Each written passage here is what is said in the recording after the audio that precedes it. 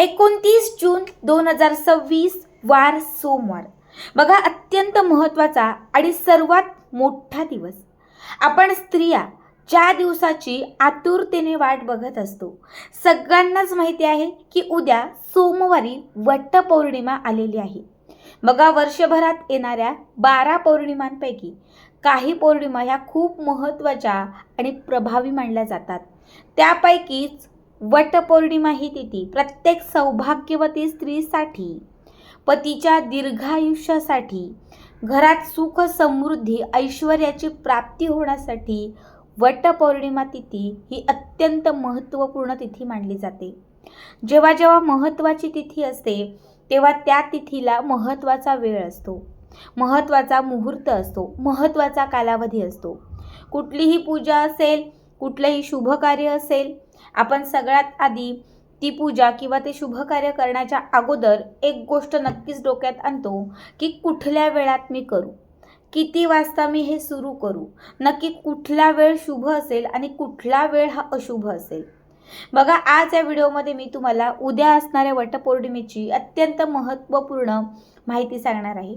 उद्या कुठला कालावधी हा तुम्हाला पूजेसाठी शुभ असणार आहे, कुठला कालावधी हा पूजेसाठी अशुभ असणार आहे, शिवा पूजा कशी करायची आहे आणि कुठले नियम पाळायचे आहेत, याबद्दलची सविस्तर माहिती ऐकण्यासाठी आजचा हा व्हिडिओ स्किप न करता शेवटपर्यंत बघा.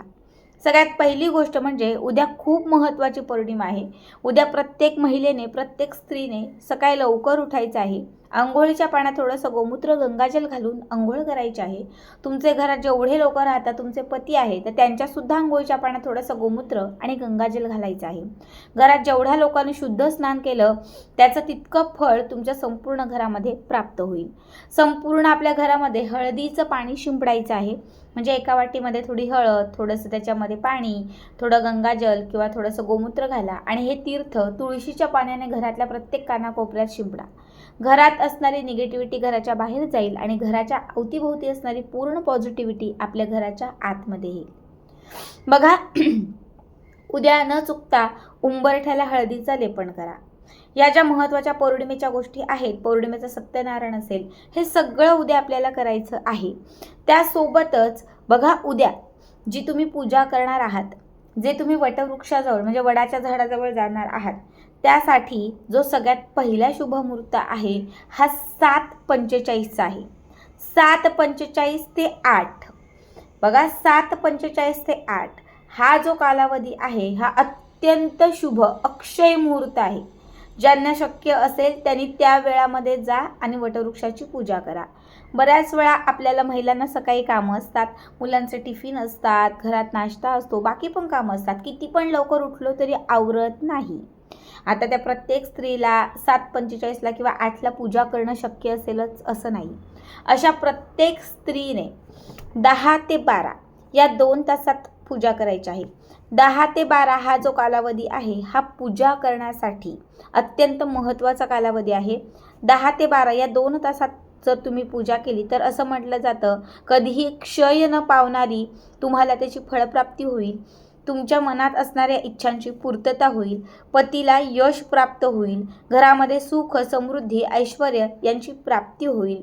शिवाय जर या कालावधीमध्ये म्हणजे 10 ते 12 या कालावधीमध्ये जर तुम्ही पूजापाठ केलं किंवा या कालावधीमध्ये तुम्ही पतीसाठी काही सेवा केल्यात, वटवृक्षाजवळ तुम्ही जर याच कालावधीमध्ये केलात, तर तुमच्या पतीवर येणारे मोठे संकट असेल तर ते संकट टळून जाईल.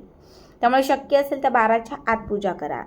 त्यानंतरचा जो शुभ कालावधी आहे बघा, 12 नंतरचा, ज्या महिला वर्किंग वुमन आहेत किंवा काहीतरी बाहेर कामासाठी पडलेल्या आहेत, काहीतरी कुठेतरी अडकलेल्या आहेत, ज्यांना घरी यायला उशीर होतोय, काहीतरी कामासाठी घराबाहेर पडावं लागतंय, अशा प्रत्येक स्त्रीने दुपारी 2:25 बघा, 2:25 म्हणजे त्याच्या पुढे पूजा करायची आहे तर तुम्ही कमीत कमी 4 वाजेपर्यंत पूजा करू शकता. 2:25 ते 4 या दरम्यानचा कालावधी सुद्धा पूजेसाठी अत्यंत उपयुक्त आणि शुभ आहे. आता हे शुभ कालावधी झाले, मग कुठल्या कालावधीत पूजा करायची नाही. बघा, बऱ्याच वेळा आपण नियमांचे पालन करत नाही, त्यामुळे त्या पूजेचं तेवढं फळ मिळत नाही. मग काहीतरी अघटित होऊन जाताना आपण सांगतो काही दोष लागला, काय असं घडलं की असं झालं. बघा, जेव्हा चुका करतो तेव्हा त्याचे दोष लागतात.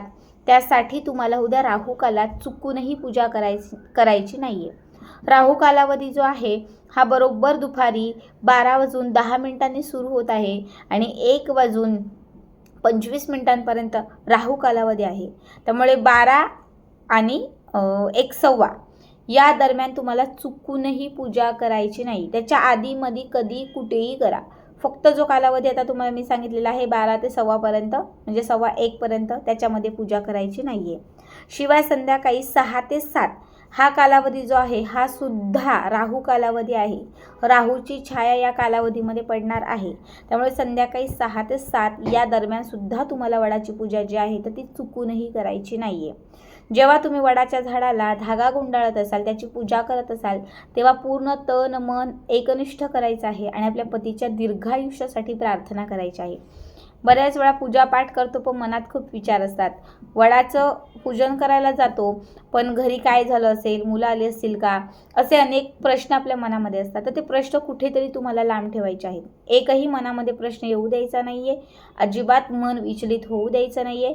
जेव्हा त्या वडाच्या झाडाला तुम्ही धागा गुंडाळाल तेव्हा सुद्धा तुमच्या पतीचा चेहरा तुम्हाला डोळ्यासमोर आणायचा आहे. तुमचे पती खुश आहेत, तुमचे पती तुमच्यावर प्रेम करत आहेत, तुमचे पती फक्त आणि फक्त तुमचे आहेत, असे एक पॉझिटिव्ह चित्र डोळ्यासमोर उभे करून तुम्हाला त्या वडाच्या झाडाला पतीच्या प्रगतीसाठी किंवा यशासाठी प्रार्थना करत तुम्हाला 7 फेरे जे आहेत तर ते मारायचे आहेत. शिवाय बघा, उद्या वटपौर्णिमेच्या दिवशी आपल्याला घरात शांतता ठेवायची आहे, सुख समाधान आनंद ठेवायचा आहे. कुठलेही क्लेश करायचे नाही आहेत, कुठलीही भांडणं आपल्याला करायची नाही आहेत. घरामध्ये कितीही काही उद्रेक होत असेल, कुणीही उपसवत असेल तरीही तुम्हाला शांत राहायचं आहे. बघा, पौर्णिमा तिथी ही खूप महत्त्वाची तिथी मानली जाते. या तिथीला जर घरात वाद घातले तर वर्षभर घरात वाद होतात आणि या घरामध्ये जर तुम्ही हसलात, आनंदी राहिलात, या दिवशी घरात जर तुम्ही पॉझिटिव्हिटी ठेवली, सकारात्मकता ठेवली तर वर्षभर तुमच्या घरामध्ये ती सकारात्मकता, पॉझिटिव्हिटी टिकून राहते. जे लोक उपवास करतात त्यांच्यासाठी सकाळी असे काही लोक आहेत जे सकाळी पूजा करेपर्यंत उपवास धरतात, पूजा केल्यानंतर उपवास सोडतात. पण बरेच लोक असे सुद्धा आहेत की जे सकाळी उपवास धरतात आणि संध्याकाळी रात्रीच्या वेळी हा उपवास सोडतात. म्हणजे व्रत आहे तर ते संध्याकाळी सोडतात. मी सुद्धा दिवसभर उपवास करते आणि रात्रीच्या वेळी मग जेवण करते. आता प्रत्येकाची प्रथा वेगळी असेल तर तुम्हाला जसं जमेल तसं तुम्ही करा. फक्त एकच सांगेल, जेव्हाही उपवास करताय, व्रत करताय, तेव्हा अन्य कुणीतरी काहीतरी पदार्थ देतोय किंवा मी उपवास केला पण कुणीतरी शेजारची बाई मला खिचडी देते, साबुदाणा देते, तर तो खाऊ नका. उपवासाच्या दिवशी शक्य तेवढं आपल्याच घरातलं अन्न ग्रहण करा. जर दुसऱ्या घरातलं अन्न ग्रहण केलं, काहीतरी जर तुम्ही खाल्लं तर तुमचं सगळं व्रताचं फळ हे त्याला प्राप्त होतं, असं त्यामागे शास्त्र आहे. शिवाय या दिवशी तुम्ही दूध, फळ असे पदार्थ घेऊ शकता. तेलकट असणारे किंवा बाहेर विकत मिळणारे जे पदार्थ आहेत तर ते या दिवशी टाळा. बघा, विधवा महिला असतील तर त्यांनी व्रत धरावं का, तर प्रत्येकाच्या मनात असणारी ती अलग गोष्ट आहे. विधवांनी केलंच पाहिजे, नाहीच केलं पाहिजे असं काही नाही. पण मी सांगेल की एखादी विधवा स्त्री असेल पण तिची इच्छा असेल, तिला हौस असेल आणि जर तिला हे व्रत करायचं असेल, भले तिच्या पतीने या जन्मामध्ये कमी वर्षात 60 सोडलेली असेल पण पुढच्या प्रत्येक जन्मात तिला तोच हवा असेल, तर अशी प्रत्येक स्त्री, अशी प्रत्येक महिला वटपौर्णिमेचे व्रत धरू शकते आणि ती स्त्री वडाची जी पूजा आहे तर ती पूजा करण्यासाठी सुद्धा जाऊ शकते. हा तिचा हक्क आहे आणि तिच्याबद्दल जे काही त्याच्याबद्दल जे काही प्रेम आहे तिच्या पतीबद्दल, तर ते ती जे काही आहे तर ते हे पूजापाठ वगैरे करून ती ती करू शकते. शिवाय ज्या प्रेग्नंट बायका आहेत, गरोदर बायका आहेत, तर आता आमच्याकडे तरी असं आहे की पहिले 3 महिने काहीच नसतं. पहिले 3 महिने तुम्ही कुठलीही पूजा करा, काही करा, चालेल. पण 3 महिन्यानंतरचा जो कालावधी आहे, म्हणजे 4था महिना, 5वा महिना असेल, 7वा महिना असेल किंवा 9वा महिना असेल, तर मग त्या कालावधीमध्ये पूजा करणं हे अशुभ मानलं जातं किंवा चुकीचं मानलं जातं. म्हणजे आपण पूजेला 2च हात लावतो, 4 हात लावत नाही. पण जेव्हा प्रेग्नन्सीचा 4था 5वा महिना असतो तेव्हा असं म्हटलं जातं की 4 हात लागतात. त्यामागचं ते शास्त्र आहे. म्हणून ज्या प्रेग्नंट बायका आहेत ती पहिला ते 3रा महिना असेल त्यांनी पूजा करा. त्याच्यापेक्षा जास्त जर महिने झालेले असतील तर नका करू असं मी म्हणणार नाही, ते तुमच्यावरती आहे. पण उपवास करणं वगैरे जे काही आहे तर ते तुम्हाला जसं जमेल, जसं झेपेल. प्रत्येकाची प्रकृती सेम असते असं नाही. काहीकांना खूप त्रास होतो, काहीकांना कमी त्रास होतो.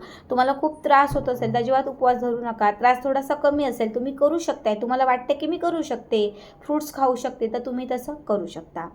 आता काही लोक दिवसभर व्रत धरतात, रात्री पण करतात आणि दुसऱ्या दिवशी पण ते व्रत सोडतात. व्रत सोडत असताना तुम्ही दुपारी सोडताय, रात्री सोडताय, दुसऱ्या दिवशी कधी जेव्हा तुम्ही व्रत सोडताय, कुठलंही व्रत असेल, वटपौर्णिमेचं किंवा कुठल्याही पौर्णिमेचं किंवा कुठलंही व्रत असेल, जेव्हा तुम्ही ते व्रत सोडता तेव्हा लक्षात ठेवा, तुम्हाला सोडत असताना आपल्याच घरातले पदार्थ खायचे आहेत.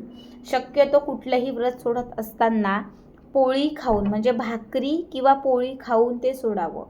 व्रत जे आहे ते भात खाऊन कधीही सोडू नये असं शास्त्र सांगतं. खूप साध्या, खूप सोप्या गोष्टी सांगितलेल्या आहेत. उद्या ह्या गोष्टी नक्की पाळा आणि या पद्धतीने उद्याच्या दिवशी जो वेळ कालावधी सांगितलेला आहे त्यामध्येच पूजा करा.